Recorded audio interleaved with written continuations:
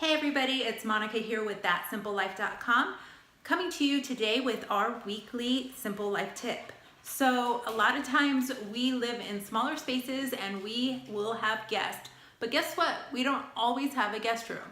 So I thought I would come to you today to talk about how you can maximize the space that you have and create a guest room. So welcome to my guest room. I'm just kidding. But actually, everything that I use for our guest room breaks down and stores into that closet. So I have full access to it at all times and I can store it very easily and in a small space. Now you can put what I use in your garage or storage shed or somewhere else, but I prefer to keep it indoors in the closet. So the reason I thought I would talk about this today is because we actually have guests in our house. So I wanted to get feedback on how well my solution works. So this is my guest.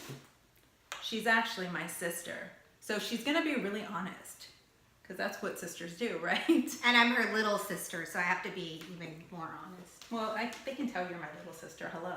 Oh, and I look like 10 years younger than you too. Oh my goodness. This video is not about our relationship, okay?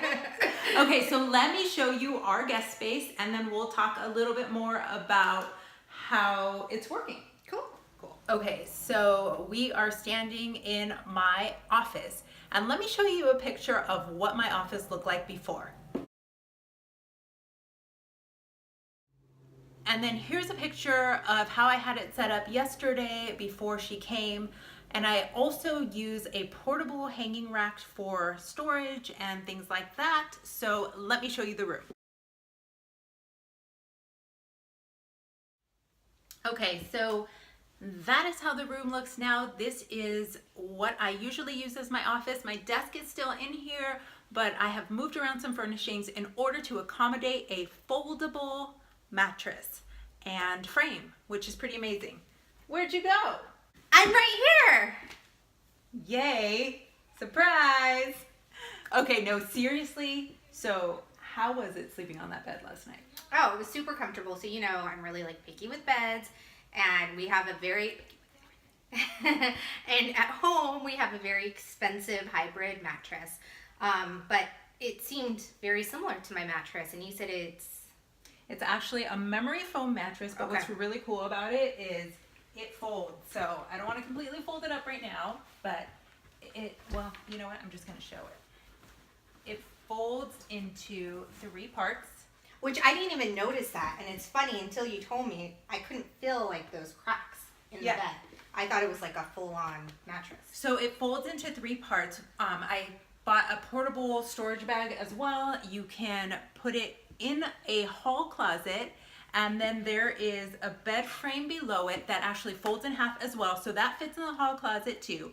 And then we have one more thing that I'd like to show you, because a lot of times if people have a den or an additional room, they don't actually have a closet or any storage. So I bought this handy dandy foldable rack that helps accommodate your clothes as well.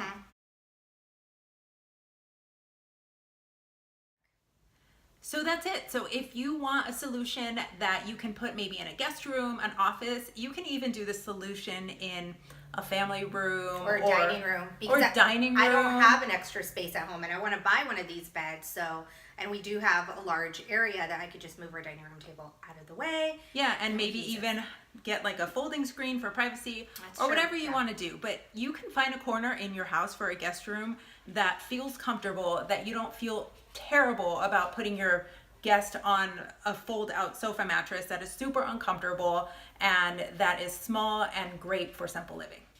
So that's it, everybody. I'll come to you next week with another tip.